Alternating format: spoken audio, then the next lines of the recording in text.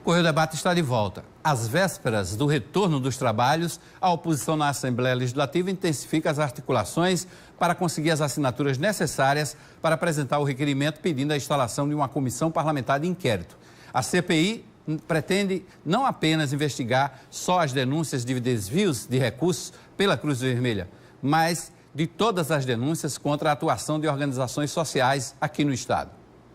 Diante das denúncias da Operação Calvário, que investiga um suposto esquema de corrupção em contratos da Cruz Vermelha na Paraíba, durante a gestão do ex-governador Ricardo Coutinho, o líder da bancada de oposição na Assembleia, Ranieri Paulino, do MDB, reforçou a necessidade de instaurar uma CPI para apurar o caso. Um tema como esse, de repercussão nacional, que se fala inclusive de conexões com outros estados, com a Cruz Vermelha, e eu tenho defendido que não seja uma CPI exclusiva da Cruz Vermelha, mas das organizações sociais.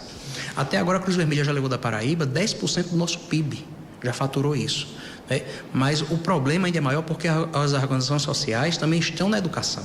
Então, esse talvez seja apenas o início de algo muito mais grave que se apresenta. O deputado comentou recentemente que quem não assinasse a CPI não seria considerado oposição. O oposicionista, Manuel Ludigério, do PSD, afirmou que não via necessidade em instaurar a CPI. Ranieri aproveitou a oportunidade para alfinetar o governo. O nosso bloco de oposição não tem ditadura, diferente do governo. Se você porventura falar algo fora do quadrado, fora da caixa, você entra logo numa quarentena. Aqui todo mundo pode dar sua opinião, é importante que se dê, inclusive se enriquece mais com opiniões divergentes.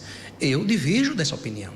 Eu acho que o papel do parlamentar é esse, além da confecção de leis, de fiscalizar os atos do executivo, E nós não podemos abrir mão desse papel. Um dos idealizadores da tentativa de instaurar a CPI, Eduardo Carneiro, do PRTB, também se posicionou sobre o embate entre os parlamentares. Eu acho que ela é de fundamental importância para a nossa sociedade, para o estado da Paraíba, para poder trazer realmente à tona, e a Assembleia Legislativa, ela precisa cumprir uma prerrogativa que é sua, de fiscalizar e, obviamente, auxiliar os órgãos controladores, como o Ministério Público, Controladoria, Ministério Público Federal, Polícia Federal, enfim, todos os órgãos que estão envolvidos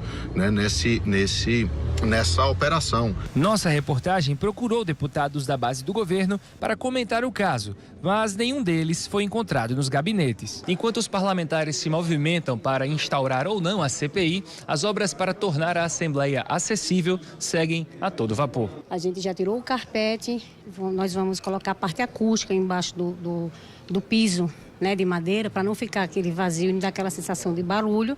A gente vai colocar lã de rocha e lã de vidro, que é adequado pela norma, e ele dá uma boa acústica, evita aquela sensação de barulho.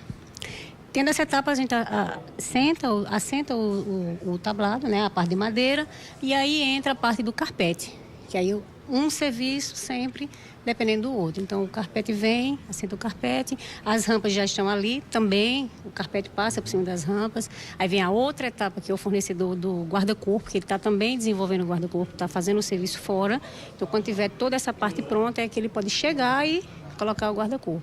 E na segunda-feira o púlpito chega, que é a etapa final.